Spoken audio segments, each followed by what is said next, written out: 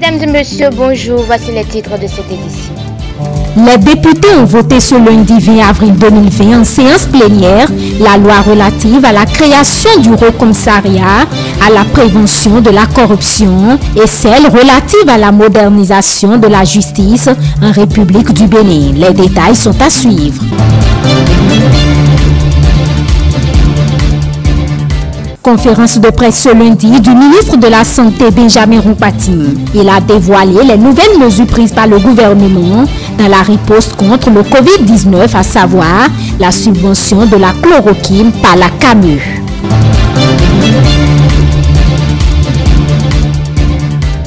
Ali Morouba Chabi et Francis Dossou étaient les invités de l'émission spéciale de ce lundi sur votre chaîne de télévision et télé. Ils ont opiné sur les nouvelles mesures prises par le gouvernement en vue de lutter efficacement contre la propagation du Covid-19.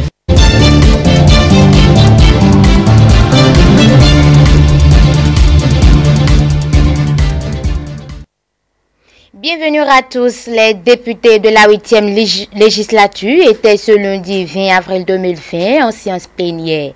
Ils se sont en outre penchés sur les réformes relatives au secteur de la justice. Le projet de loi portant modernisation de la justice en République du Bénin a été adopté à la fin des travaux. Le point avec Isaac Adjé et Aliou Anthony. Étude en procédure d'urgence du projet de loi portant modernisation de la justice. La discussion immédiate de ce projet de loi est initiée par le député Eric Guidi et 9 autres. Saisie de l'étude du dossier, la commission des lois présente son rapport et avise. L'adoption de la loi portant modernisation de la justice permettra aux justiciables d'avoir un accès plus facile et à coût réduit à la justice.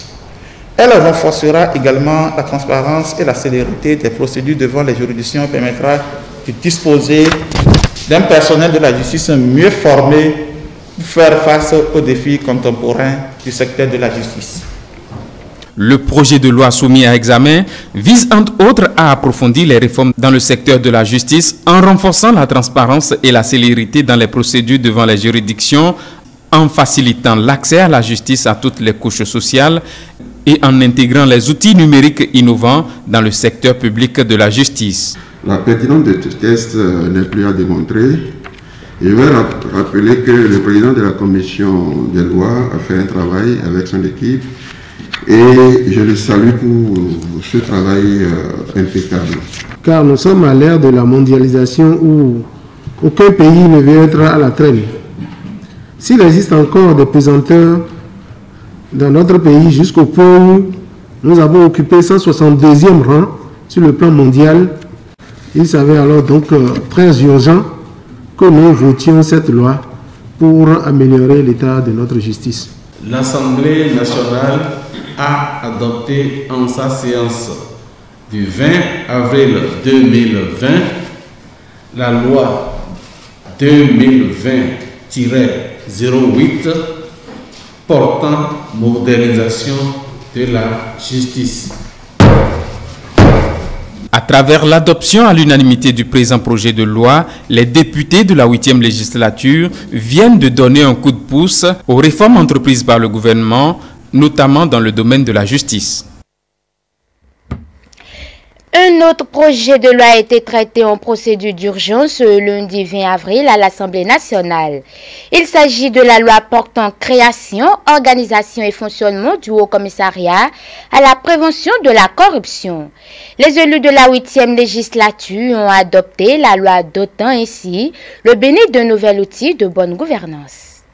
Un autre projet de loi inscrit à l'ordre du jour a été traité en procédure d'urgence. Il s'agit du projet de loi portant création, organisation et fonctionnement du Haut Commissariat à la prévention de la corruption en République du Bénin.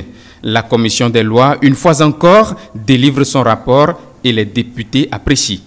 Nous avons un projet de loi révolutionnaire composé de 12 articles et consacré entièrement à l'organisation de la lutte contre la corruption en République du Bénin. Aujourd'hui, à la crainte du bien public, parce que nous avons désormais des gendarmes qui sont installés à droite et à gauche à travers les instruments de répression, Il ne faut pas que des esprits malins viennent remettre en cause le nouvel ordre qui met,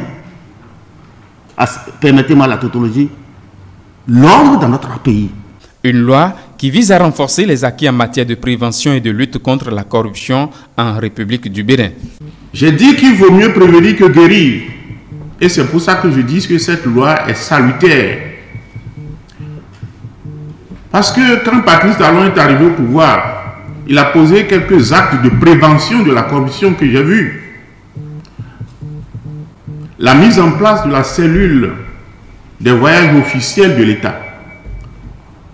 On a ouï dire que par le passé, les voyages officiels de l'État coûtaient chaque année 14 milliards, 15 milliards. Mais rien qu'à réformer ce secteur, nous sommes passés de 14 milliards à 3 milliards chaque année, ce qui nous fait un gain de 11 milliards chaque année. Notons que la lutte contre la corruption est un impératif du gouvernement et relève des obligations internationales auxquelles le Bénin a souscrit et qui prévoient 2 pôles en matière de lutte contre la corruption, la prévention et la répression. L'examen en seconde lecture de la loi portant régime juridique, fiscal et douanier applicable au projet pipeline d'exportation d'hydrocarbures Niger-Bénin était aussi à l'ordre du jour de ce lundi 20 avril 2020. Le ministre de la Santé, Benjamin Okpati, a fait une déclaration de presse dans la matinée de ce lundi. Lors de cette déclaration, il a fait le point des cas testés positifs au coronavirus dans notre pays. Il a également fait cas de la disponibilité désormais dans nos pharmacies de la chloroquine. Suivez le point avec Mathilde Sabi et Prudence Koussoron. À ce jour, le Bénin compte au total 54 cas confirmés, répartis comme suit. 40 personnes positives au test de dépistage et ne présentant aucun signe de la maladie, mais isolées et traitées. 13 personnes malades sans gravité, hospitalisées et traitées. 0 malade en situation grave. 1 décès et 27 personnes guéries. Dans sa stratégie globale de riposte, le gouvernement a fait l'option d'un dépistage systématique des personnes symptomatiques, de même que de tous les contacts des personnes contaminées. Aussi, a-t-il, dès le début de la pandémie, désigné un comité médical d'experts qui, sur la base d'éléments scientifiques et de constats probants, a mis en place la thérapie la plus indiquée dans l'environnement qui est le nôtre. Cette thérapie comporte de la chloroquine en raison de son indice d'intérêt résultant du rapport efficacité, inconvénient, disponibilité. En vue de l'optimisation de la prise en charge thérapeutique, et ce, dans les meilleures conditions de sécurité et de contrôle, le gouvernement a décidé d'autoriser sa centrale d'achat, la CAME, à mettre à la disposition des officines pharmaceutiques de l'ensemble du territoire et des unités de cession des médicaments essentiels des formations sanitaires périphériques, la chloroquine à un prix subventionné. Ainsi, le comprimé de chloroquine de 150 mg sera acquis au prix de 40 francs CFA auprès de la CAME et cédé sur prescription médicale à 50 francs CFA, soit 500 francs la plaquette. Dans cette même dynamique de riposte massive avec une meilleure appréciation du niveau réel de contamination de notre pays, il a été décidé pour compter de la semaine prochaine de procéder au dépistage systématique des communautés à risque, notamment le personnel médical et paramédical, le personnel des forces de défense et de sécurité, la communauté pénitentiaire, etc. De plus, Le dépistage sera offert sur toute l'étendue du territoire à toute personne munie d'une prescription médicale. Ce faisant, le gouvernement espère donner davantage d'efficacité à son action durant les 3 semaines à venir, de sorte à permettre la reprise des activités essentielles sur toute l'étendue du territoire à la mi-mai. Par ailleurs, notre pays s'apprête à affronter la saison des pluies avec son cortège d'affections, dont principalement le paludisme. C'est le lieu de rappeler à l'attention des uns et des autres les mesures de prévention, notamment l'utilisation des moustiquaires imprégnés d'insecticides à longue durée d'action et l'assainissement du milieu de vie. Les agents de santé, pièces maîtresses de la lutte contre le paludisme, ont besoin d'être prêts aussi bien mentalement que physiquement et d'être surtout indemnes de Covid-19. C'est pour cela qu'ils seront une cible prioritaire dans la nouvelle phase de la stratégie gouvernementale de lutte contre le coronavirus. Le gouvernement leur renouvelle sa reconnaissance et ses encouragements, ainsi qu'à tous les autres acteurs de première ligne pour les efforts qu'ils fournissent inlassablement au service et aux côtés de la population dans notre combat contre la pandémie. Je reste convaincu qu'ensemble, chacun jouant sa partition, avec responsabilité et dévouement, nous relèverons le défi. Dans la même journée de ce lundi, le ministre Benjamin Nkpati a tenu une conférence de presse. Il a dévoilé les nouvelles mesures prises par le gouvernement pour lutter contre le Covid-19. Lesquelles mesures sont entre autres la subvention de la chloroquine par la CAME et le dépistage systématique des personnes symptomatiques. Le compte-rendu est signé Morouf Abdoula Boussari. Le gouvernement maintient le cap dans sa riposte contre la pandémie de la Covid-19. C'est ainsi qu'il a décidé de mettre à la disposition des pharmacies la chloroquine à prix subventionné en vue de favoriser son accès sécurisé à la population. Cette option se justifie par le fait que nous anticipons que les contacts seront de plus en plus observés et si leur prise en charge se fait précocement, nous maximiserons les chances de ne pas aboutir aux complications sources de décès. Le choix de la chloroquine pour le traitement n'est pas anodin. C'est un choix basé sur un certain nombre d'éléments scientifiques et de constats probants. Avec ces preuves qui existent déjà, montrant une certaine efficacité de la chloroquine sur la maladie, surtout lorsque c'est pris assez tôt, il est évident qu'on ne peut pas se laisser aller à ne pas utiliser cette molécule qui par ailleurs nous est bien connue puisque nous l'avons largement utilisée depuis de nombreuses années pour d'autres indications. C'est un médecin ou un agent de santé qui devrait prescrire la chloroquine. Il ne s'agira pas de se lever, d'aller en officine de pharmacie pour acheter la chloroquine et utiliser la chloroquine.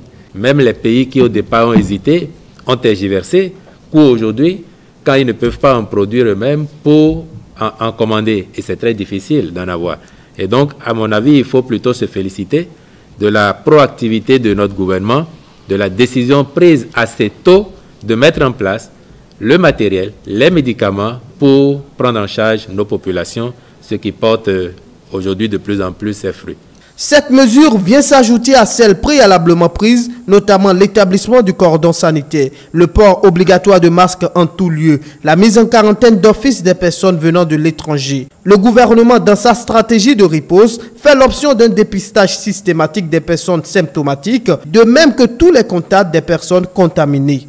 Notre capacité de diagnostic s'étend désormais jusqu'à 16 000 tests par jour. C'est d'ailleurs en raison de cette nouvelle stratégie, le dépistage systématique, que plusieurs cas ont été détectés en quelques jours, faisant passer le nombre de 35 à 54.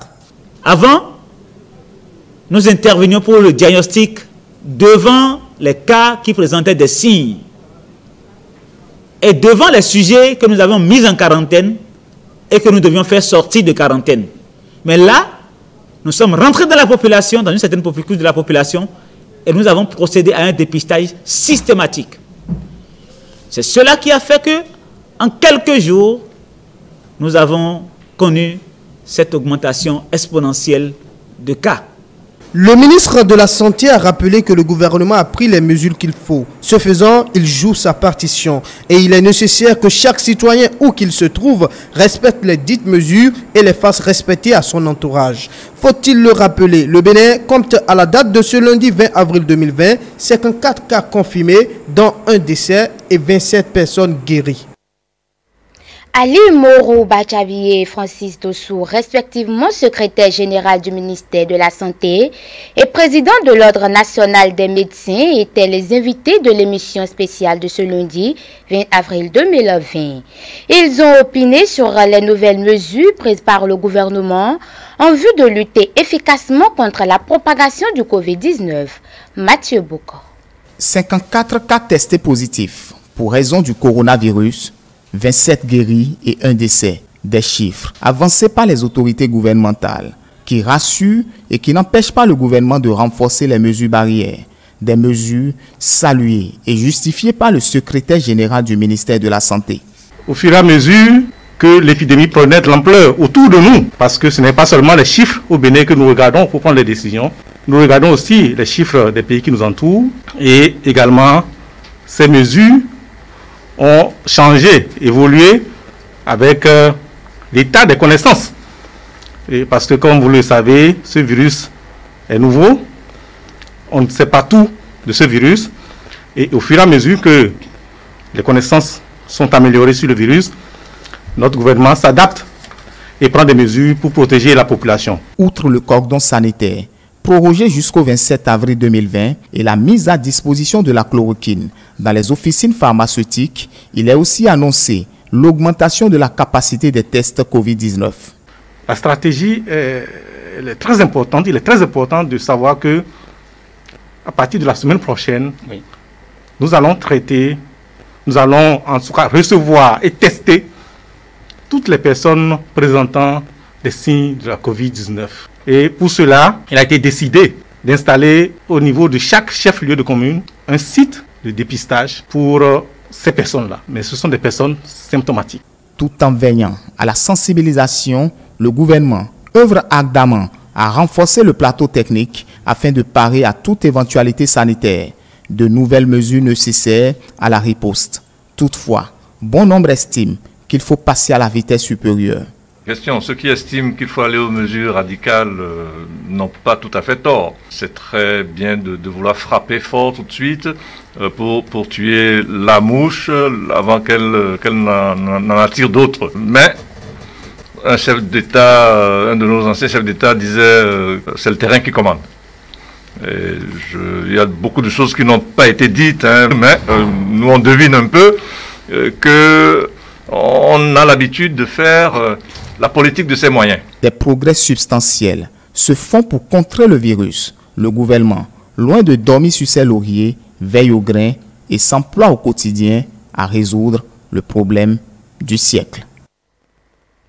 Les mesures barrières contre la propagation du Covid-19 sont respectées dans les auberges et hôtels de Cotonou. Néanmoins, c'est une situation qui affecte le chiffre d'affaires de ces lieux de repos. Un tour dans quelques-uns de ces lieux ce lundi 20 avril 2020. Suivez. Les auberges et certains hôtels jouent à la fois le rôle de repos mais aussi de plaisance. Depuis le déclenchement de la pandémie du coronavirus, de nombreuses mesures radicales sont mises en œuvre pour freiner et maîtriser la propagation du virus. Dans ces lieux de repos, les mesures barrières sont respectées. À l'entrée, déjà, on a les dispositifs pour faire laver les mains. Et puis, on a encore fait des affiches montrant qu'avant d'entrer, il faut d'abord se protéger le nez et ne pas oublier à chaque fois de franchir le seuil, de laver les mains. On nous a dit de prendre certaines dispositions. On a essayé d'installer le dispositif, aussi les affiches. Par la grâce de Dieu, on prie toujours pour que cet virus soit dégagé, pour que nous puissions avoir ce que nous cherchons. Ces mesures ne sont pas sans conséquence sur le chiffre d'affaires des promoteurs. Ces auberges et hôtels sont déserts. Plus de clients et les activités au ralenti. Nos employés ne viennent plus, donc c'est rarement, ils viennent au boulot. Comme il n'y a pas de clients, donc c'est un peu ça. Donc même le PDG toujours pose la question de savoir donc, comment c'est que c'est la situation qui se pose en ce temps-ci. Donc on n'a pas trop exigé. Donc par la grâce de Dieu, on va voir comment ça va y aller. Depuis un bon moment que le Covid prend de l'ampleur, on n'a plus de clientèle.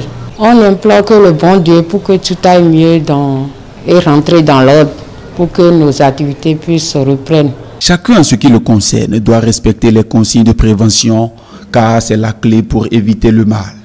Même si les effets économiques paraissent difficiles à supporter, les promoteurs sont tous conscients. Nous exhortons toute la population, chacun de nous, donner un coup de main avec notre gouvernement en se mettant des dispositifs à l'entrée ou même à l'intérieur. La lutte contre le Covid-19 est une affaire de tous et les responsables hôteliers souhaitent que dans les tout prochains jours, le mal soit maîtrisé pour la satisfaction de tout le monde. Le gouvernement s'engage à lutter contre la pandémie du Covid-19 à travers les mesures prescrites à ces populations. Parmi ces mesures figure le lavage régulier des mains en tout lieu. Le dispositif de lavage de mains reste donc un facteur de richesse pour les artisans qui le réalisent. Une équipe de notre rédaction est allée ce lundi au contact de cet soudeur de la ville de Cotonou. Reportage Romaric Doussa et Edouard Kapo. Le lavage régulier des mains fait partie des gestes barrières les plus importants pour freiner la propagation du coronavirus. Depuis le début de la pandémie, les dispositifs de lavage de mains sont réalisés un peu partout pour aider les populations à satisfaire à cette exigence sans grande difficulté. Des kits qui sont à l'actif du génie créateur des soudeurs. En tant que soudeur, nous voyons qu'il y a assez de commandes des dispositifs de lave-mains. On a assez de commandes. C'est le commerce partout. Certains viennent s'en approvisionner et puis ils vont revendre. Il y a des grandes structures qui viennent nous commander pour partager. Ce n'est pas tous les soudeurs qui sont en train de fabriquer. Il y a d'autres qui ont gagné le marché, il y a d'autres qui n'ont pas gagné le marché. Nous pouvons tous nous en procurer, chacun selon sa bourse. En effet, les prix varient selon les modèles. Il y a prix par prix parce que des modèles, il y a d'autres modèles qui ont 2 pédales à câble. Ça dépend des prix. Parce que des fois, les prix, ça allait jusqu'à 80 000. Ça dépend du modèle que vous voulez. Il y a d'autres qu'on fabrique quand tu prends le savon avec la main. On ne conseille pas ça là, parce que ça peut contaminer aussi. Et ça dépend aussi des plastiques que vous voulez utiliser. Les plastiques, ça dépend. Il y a des plastiques qui prennent quantité d'eau jusqu'à 50, jusqu'à 40, jusqu'à 30. Il y a pour 25 aussi. Donc ça dépend. Pour les prix, c'est à partir de 50 000, 60 000. Le bas prix, c'est 40 000, 45 000. On suit vos indications et vos données selon le modèle et le degré de votre portefeuille, le prix et les directives à suivre pour pouvoir faire la commande et le projet. Parmi les dispositifs de lavage de mains artisanaux, ils en existent à pédale, un modèle qui répond plus aux principes d'hygiène souhaités. Actuellement, ce qui est conseillé, c'est ce dispositif qui a 2 pédales. Le premier pédale, c'est à verser le savon liquide et le second, l'eau. Ce dispositif à 2 pédales est plus conseillé parce qu'on ne touche à rien, on fait les manipulations avec les pieds. La crise sanitaire due au coronavirus a révélé le génie de certains artisans béninois. Ils ont eu le mérite de concevoir et de réaliser des kits de lavage de mains qui répondent aux exigences du moment. Créateur de richesse, le dispositif de lavage de mains est une révolution à saluer chez les soudeurs. Plusieurs mesures barrières sont recommandées par les autorités sanitaires du Bénin pour contrer la propagation du coronavirus. Dans les villages et campagnes, ces recommandations sont-ils respectées? L'équipe de notre rédaction à Parakou s'est rendue dans un village périphérique de la ville. Le constat avec Léon Batonwero et Boris Achisso. Korobororo est un village considéré comme quartier de ville dans le 2e arrondissement de Parakou. À l'entrée se dresse une chapelle, au pied de laquelle un prêtre est en concertation avec quelques membres de la communauté chrétienne tout en respectant la mesure de distanciation. Si vous m'avez vu ce matin ici, je me suis arrêté pour voir les fidèles qui sont en train de travailler. Vous voyez le bâtiment qui est là et m'enquérir un peu du niveau de l'avancement. Vous avez vu comment ils sont assis parce que j'ai demandé à ce que cela soit respecté et de façon scrupuleuse. C'est pas parce qu'on est au village qu'il faut négliger ce qui est dit. L'écart, les 1 mètre et même plus, et soit respecté avant que je puisse échanger un peu de 5 minutes que nous venons de passer ensemble. Dans le village, beaucoup de personnes semblent ne pas se préoccuper du virus de l'heure. Nous qui sommes un peu reculés de la ville, bon, nous sommes informés, mais des villageois que nous sommes ici, nous devons encore approfondir la sensibilisation. Comme vous le voyez, on a commencé d'abord par des petits bidons où nous mélangeons les gels alcoolisés et autres dedans pour pouvoir, les homos et autres pour pouvoir se laver la main. Mais autant que les gens ne sont pas informés, d'autres banalisent le phénomène, d'autres se disent qu'il n'y a rien, bon c'est des trucs que les blancs ont créés pour nous faire paniquer, d'autres se disent bon quand tu prends bien du Solabi, donc c'est fini, ça, ben, la maladie c'est pareil, d'autres disent que c'est pour les blancs, c'est pas pour la peau noire, mais on essaie de faire avec. D'autres vont refuser carrément de se laver les mains et d'autres vont respecter les consignes. Donc dans les zones reculées, la sensibilisation n'est pas encore au top. Le chef quartier donne l'assurance que la sensibilisation se mène. Dans le quartier, dans les maisons, il y a d'autres maisons déjà, il y a les dispositifs de lavage du main. Il faut comprendre que dans les villages, les moyens aussi sont limités. Il y a d'autres même dans la journée pour trouver même les petits sous là pour les petits besoins, c'est compliqué. Mais ceux qui ont la possibilité de le faire, les gens sont en train de prendre des mesures pour se protéger. Il y a d'autres qui ont déjà acheté et ils utilisent. Certains s'opposent au simple lavage de mains dans des endroits publics, difficiles à gérer pour ce tenancier de bar. Bon, c'est des clients, on ne peut pas les renvoyer d'un seul coup, on ne peut pas les renvoyer. Donc on essaie quand même de leur dire que c'est comme ça, c'est comme ça. J'essaie, au lieu de jouer la musique des fois, il y a la radio, la télé pour que les gens puissent être un peu informés quoi. Sinon, jusqu'à présent, il y a d'autres qui refusent carrément de suivre les méthodes d'hygiène. Karim Naro, un usager de la route, comprend lui raison de son port de cache-nez. À cause de la maladie qui s'est arrivée, je lui fais coronavirus et je me suis protégé à cause de ça. D'abord, bon, à cause de la poussière et la maladie, ça nous protège aussi. On nous a autorisé de porter et on voit que donc c'est notre santé. Je suis obligé de porter pour te protéger à cause de moi-même, ma vie. Le conseil local de Korobororo pense intensifier les actions de sensibilisation afin que tous les citoyens se mettent au pas. La lutte contre le coronavirus, c'est l'affaire de tous, de la ville au village et même dans les hameaux les plus reculés. Toujours dans le cadre de la lutte contre le Covid-19, notre équipe de rédaction s'est rapprochée de quelques acteurs politiques. Ils appellent la population au respect strict des mesures préventives. Suivez. Il n'y a rien qui va être mystique qui peut empêcher la propagation de ce virus si nous ne prenons pas les mesures recommandées. Je suis venu au service et j'avais déjà demandé à tous les travailleurs du Centre national de sécurité routière de respecter d'abord la distance en termes de sécurité recommandée. Et nous avions pris d'autres mesures en ce qui concerne les visites techniques. Nous avions demandé effectivement que un dispositif, un mécanisme soit mis en branle pour qu'il n'y ait pas attroupement tel que c'est recommandé. Cette pandémie a des conséquences économiques énormes. Parce que ces enfants que nous allons retourner à la maison, il y en a des grands garçons. Les parents sont au travail. Les parents sont au travail pendant que les enfants sont à la maison. Ça pose un problème. Ces enfants sont sous la surveillance de personnes. Quand vous allez fermer les universités, ces étudiants, ne me dites pas qu'ils iront rester chez eux à la maison. Ne me dites pas qu'ils vont s'enfermer, vont se confiner, non.